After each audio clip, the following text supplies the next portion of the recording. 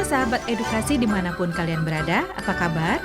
Mudah-mudahan semuanya dalam keadaan sehat dan tetap semangat dan juga tetap tersenyum, karena tersenyum itu adalah yang membuat kita untuk terus merasa ringan menghadapi COVID ini dan menjalani sekolah dari rumah atau BDR dengan tetap semangat ya.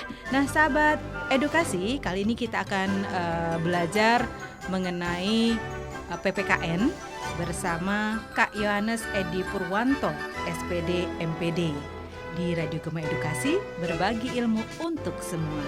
Nah sahabat edukasi, kali ini kita akan belajar dengan model pembelajaran AIR, yaitu auditory, intellectually, dan repetition. Nah di sini kalian bisa mendengarkan kembali, kemudian menalar apa sih pembelajaran yang akan diberikan ya, dengan pemahaman-pemahaman yang kalian dapatkan dari pembelajaran ini. Juga kalian dapat mengulangnya baik mendengarkan radio maupun mengulang di buku paket yang kalian punya di rumah ya, untuk diulang kembali pembelajarannya.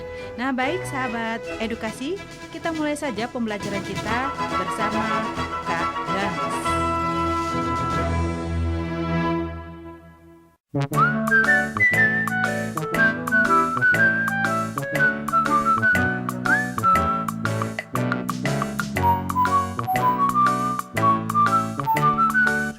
Sahabat edukasi, bagaimana? Sudah siap menerima materi pelajaran PPKN? Pelajaran PPKN tentu sangat menyenangkan dan mudah diterapkan dalam kehidupan sehari-hari, bukan? Tentunya kalian tetap di rumah saja demi memutus mata rantai penyebaran virus COVID-19 ya. Baik, perkenalkan, nama saya Yohanes Edi Purwanto, SPD MPD. Saya mengampu mata pelajaran pendidikan kewarganegaraan. Saya akan memberikan materi pokok, perlindungan, dan penegakan hukum dalam masyarakat untuk menjamin keadilan dan kedamaian. Materi ini untuk kelas 12 semester 1 pada KD yang kedua. Tujuan pembelajaran materi ini, setelah peserta didik mengikuti proses belajar mengajar melalui model pembelajaran Discovery Learning tentang pokok bahasan, perlindungan dan penegakan hukum, diharapkan siswa mampu melakukan diskusi tentang perlindungan hukum. Peserta didik mampu mengetahui hakikat perlindungan hukum dan penegakan hukum dengan baik. Yang kedua, siswa mampu mencari contoh kasus perlindungan dan penegakan hukum. Peserta didik mampu menunjukkan perilaku jujur dalam praktik perlindungan dan penegakan hukum di tengah masyarakat dengan tepat. Sahabat edukasi, untuk mempelajari pelajaran tentang perlindungan dan penegakan hukum, saya akan memberikan langkah-langkah dalam proses pembelajaran. Langkah yang pertama, pendahuluan, yaitu apersepsi, di mana apa sih, mengapa pentingnya kita belajar tentang perlindungan dan penegakan hukum. Tentu sudah tidak asing lagi bukan, bahwa hampir setiap hari kita mendengar bahkan menyaksikan pelanggaran hukum yang dilakukan oleh masyarakat, bahkan lingkungan sekitar kita. Maka diperlukanlah suatu proses perlindungan dan penegakan hukum. Yang kedua, peserta didik mengamati kasus pelanggaran hukum dan mengetahui unsur-unsur dan penegakan hukum, serta pentingnya perlindungan dan penegakan hukum. Kita akan identifikasi masalah. Nanti kita akan bagi ke dalam 5 kelompok yang heterogen. Peserta didik secara responsif dan proaktif untuk bisa berdiskusi. Kemudian, peserta didik secara berkelompok akan menggali dan mengumpulkan informasi dari berbagai sumber tentang pelanggaran hukum, sehingga mampu menganalisis pentingnya perlindungan dan penegakan hukum. Kemudian, peserta didik berdiskusi untuk mengolah, menganalisis, dan menyimpulkan informasi yang telah dikumpulkan dari berbagai sumber terkait perlindungan dan penegakan hukum. Dan yang terakhir, menarik kesimpulan. dari diskusi yang telah dipresentasikan tadi, kesimpulan apa yang didapat? Penutupnya, kita akan sama-sama membuat rangkuman dengan simpulan pelajaran pada hari ini. Sahabat edukasi, jangan lupa ya, nanti bertanya apabila merasa sulit atau ada pertanyaan yang masih belum jelas. Begitu sahabat edukasi, tetap sehat dan selalu semangat. Sahabat edukasi, kali ini saya akan membahas tentang konsep perlindungan dan penegakan hukum, serta pentingnya perlindungan dan penegakan hukum. Pernahkah sahabat edukasi mendengar atau membaca, bahkan melihat kasus pelanggaran hukum? Tentu sudah tidak asing lagi, bukan? Ada yang diselesaikan dengan cara kekeluargaan, ada yang diselesaikan ke pihak kepolisian, bahkan tidak sedikit ada yang sampai ke meja hijau atau yang disebut dengan pengadilan. Kenapa? Karena setiap pelanggaran hukum pidana sudah pasti melanggar hak asasi manusia. Namun, setiap pelanggaran hak asasi manusia belum tentu melanggar hukum pidana. Kenapa begitu? Karena di mata hukum kita semua dijamin oleh Undang-Undang Dasar Negara Republik Indonesia tahun 1945 pasal 27 ayat 1. Perlindungan hukum dimaknai sebagai daya upaya yang dilakukan secara sadar oleh setiap orang maupun lembaga pemerintah, swasta yang bertujuan mengusahakan pengamanan, penguasaan, dan pemenuhan kesejahteraan hidup sesuai dengan hak-hak asasi yang ada. Artinya, hukum memberikan perlindungan kepada manusia dalam memenuhi berbagai macam kepentingannya. Dengan syarat, manusia juga harus melindungi kepentingan orang lain loh. Suatu perlindungan dapat dikatakan sebagai perlindungan hukum apabila mengandung unsur-unsur. Ada 4 unsur ya. Yang pertama, adanya perlindungan dari pemerintah kepada warga negaranya. Yang kedua, jaminan kepastian hukum. Yang ketiga, berkaitan dengan hak-hak warga negara. Dan yang keempat, adanya sanksi hukum bagi pihak yang melanggar.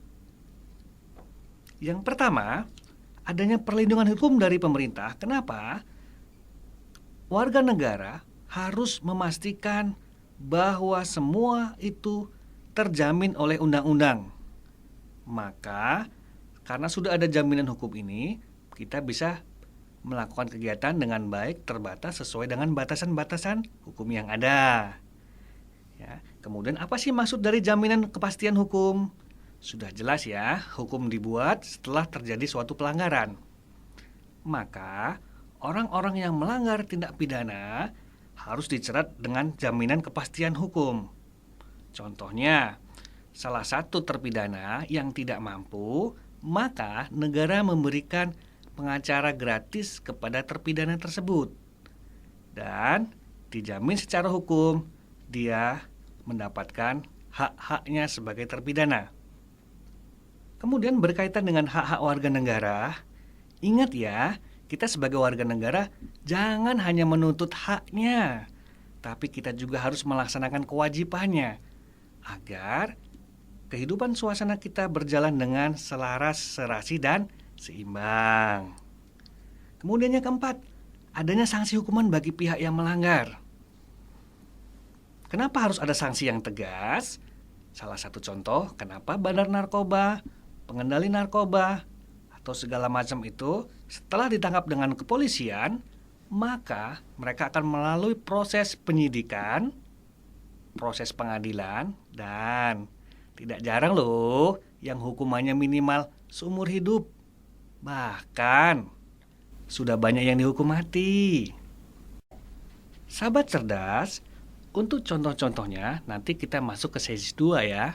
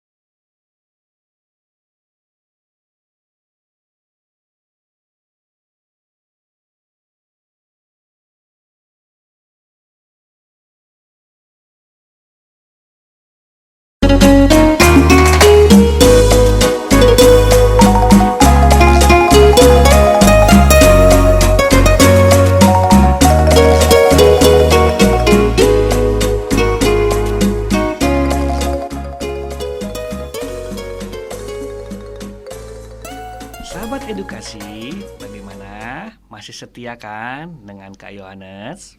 Baik, saya akan memberikan contoh tentang perlindungan dan penegakan hukum ya.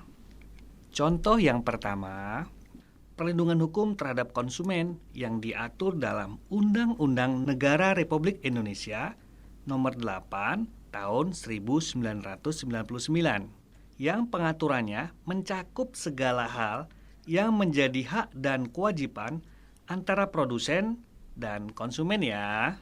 Selain itu, juga perlindungan hukum yang diberikan atas hak kekayaan intelektual atau HAKI, meliputi hak cipta dan hak atas kekayaan industri. Dalam rangka perlindungan ciptaan di bidang ilmu pengetahuan, seni, dan sastra berdasarkan Undang-Undang Nomor 28 Tahun 2004 tentang hak cipta. Salah satu contohnya adalah saya sendiri ya. Saya sudah memiliki hak kekayaan intelektual sejak 22 Januari tahun 2020 di Bandar Lampung dalam jangka waktu seumur hidup sebagai pencipta dan terus-menerus berlangsung selama 70 tahun setelah pencipta meninggal dunia, terhitung mulai tanggal 1 Januari tahun 2020 dengan nomor pencatatan 0001-84323 yang ditandatangani langsung oleh Menteri Hukum dan Hak Asasi Manusia, Direktur Jenderal Kekayaan Intelektual. Ayo, ada yang mau mengikuti saya tidak untuk mendapatkan HAKI atau hak kekayaan intelektual? Bangga loh, kita bisa menerbitkan buku dan mendapat provisi dari hasil penerbitan buku yang diterbitkan oleh penerbit dan terkenal. Memang sih kita tidak terkenal, tetapi tulisan kita dibaca oleh banyak orang. Mudah-mudahan sahabat edukasi bisa mencontoh dan lebih baik dari saya ya. Kemudian, perlindungan hukum juga diberikan kepada tersangka sebagai pihak yang diduga telah melakukan pelanggaran hukum. Bukan cuma kita saja ya yang pelaku yang mendapat perlindungan. Tersangka yang sudah nyata-nyata bersalah dan diduga melakukan suatu kegiatan tindak pidana saja masih dilindungi loh. Makanya, kalau terjadi sesuatu hal yang di depan mata kita, ada pencopet, penjamret, atau apapun itu yang melanggar tindakan hukum, jangan pernah main hakim sendiri ya. Kenapa? Ingat, tersangka juga mendapat perlindungan hukum yang sama dengan kita yang tidak pernah melakukan tindakan hukum. Kemudian, begitu pula dengan kehidupan kita di sekolah, di lingkungan kelas, keluarga, dan masyarakat pada umumnya, supaya kita hidup dengan tertib, aman, dan tentram. Bila norma-norma berlaku di lingkungan dilaksanakan dan ditaati ya. Perlindungan dan penegakan hukum sangat penting dilakukan. Kenapa ya? Supaya yang pertama, tegaknya supremasi hukum. Apa sih supremasi hukum itu? Bahwa hukum mempunyai kekuasaan mutlak dalam mengatur pergaulan manusia dalam berbagai macam kehidupan. Artinya, hukum itu bersifat tetap, mempunyai sanksi yang tegas. Tidak ada ya sanksi yang ditawar-tawar menawar. Yang kedua, demi tegaknya keadilan. Sebab tujuan utama dari hukum adalah mewujudkan keadilan bagi setiap warga negara, sehingga setiap warga negara dapat menikmati hak dan melaksanakan kewajibannya, merupakan wujud dari keadilan tersebut. Yang ketiga, mewujudkan perdamaian dalam kehidupan bermasyarakat. Apabila aturan dilaksanakan, karena itu harapan semua orang hidup berdampingan dengan damai. Jadi, tindakan terbaik dalam pencegahan hak dan kewajiban warga negara adalah dengan mencegah timbulnya semua faktor penyebab dari pelanggaran hak dan pengingkaran kewajiban warga negara. Sahabat edukasi, tetap masih semangat belajar ya bersama saya. Kemudian, saya akan menjelaskan peran lembaga penegak hukum dalam menjamin keadilan dan kedamaian. Yang pertama, peran Kepolisian Negara Republik Indonesia. Polisi Republik Indonesia atau Polri adalah lembaga negara yang berperan.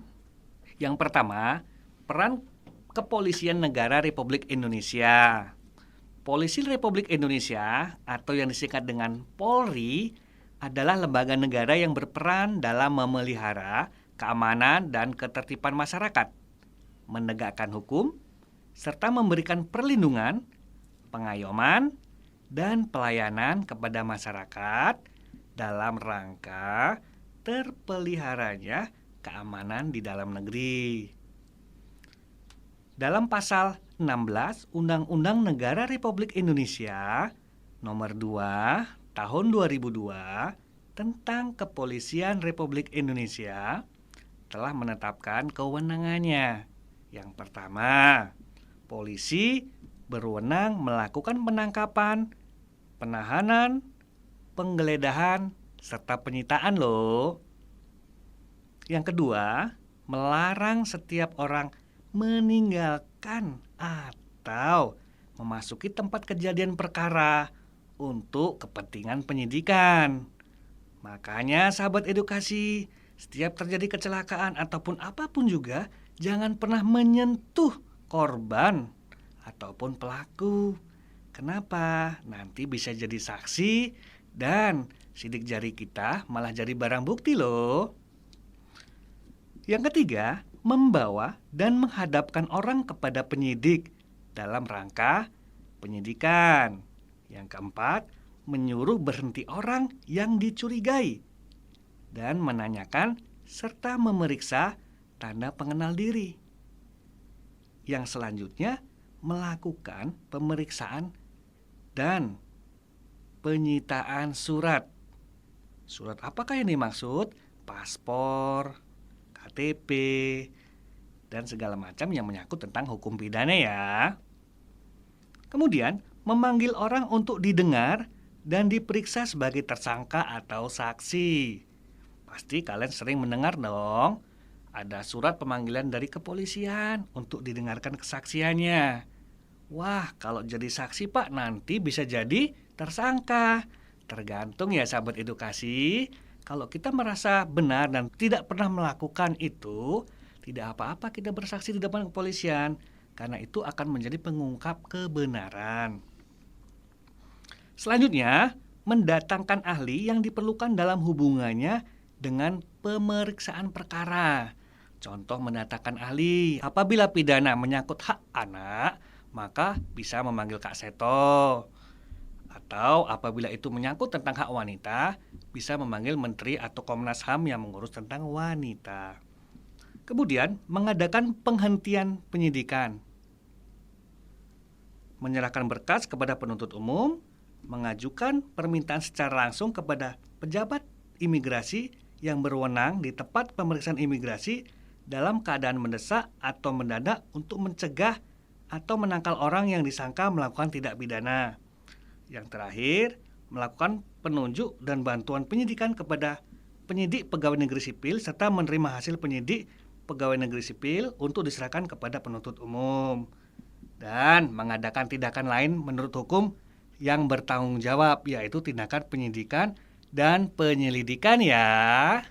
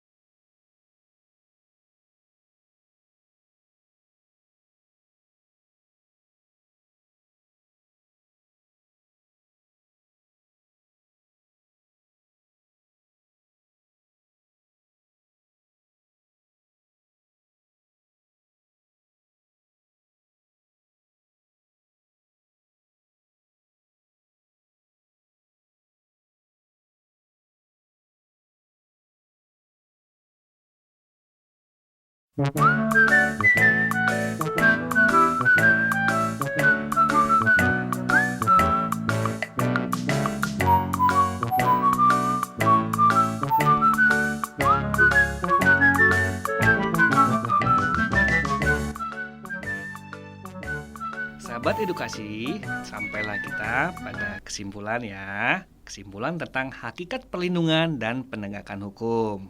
Jadi, konsep perlindungan dan penegakan hukum itu ada dua.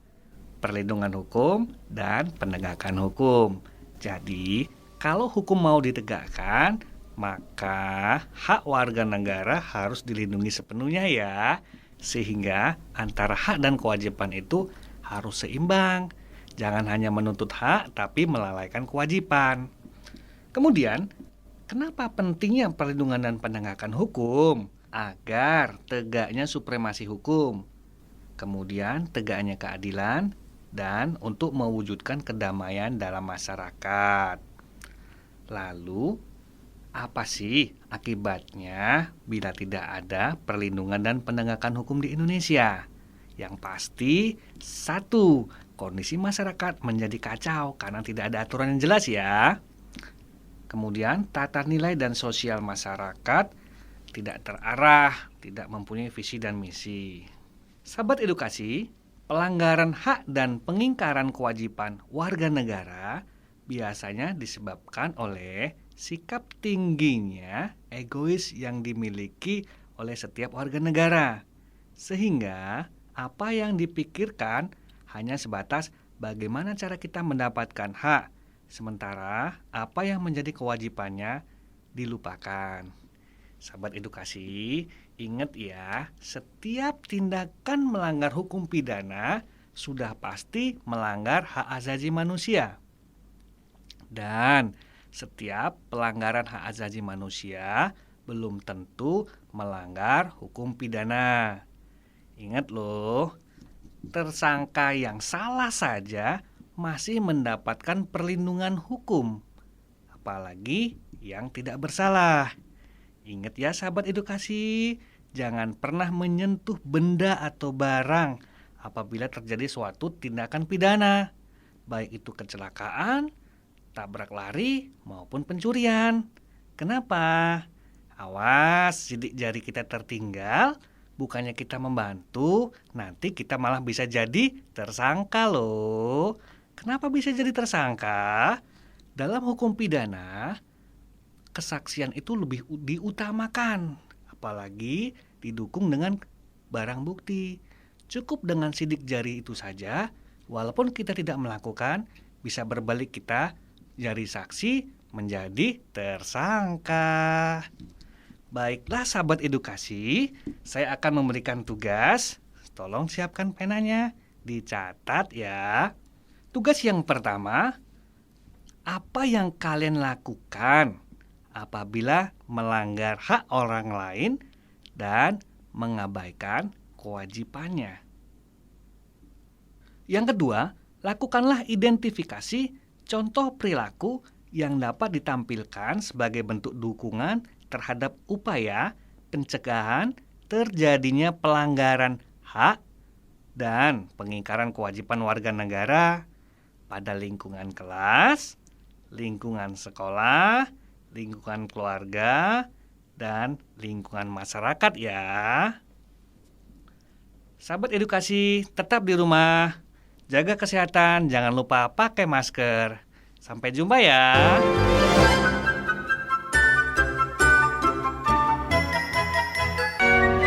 Baik, demikianlah sahabat edukasi pembelajaran kita untuk hari ini. Nah, program pendidikan ini diproduksi oleh Balai TIK Pendidikan dan Kebudayaan Dinas Pendidikan dan Kebudayaan Provinsi Lampung.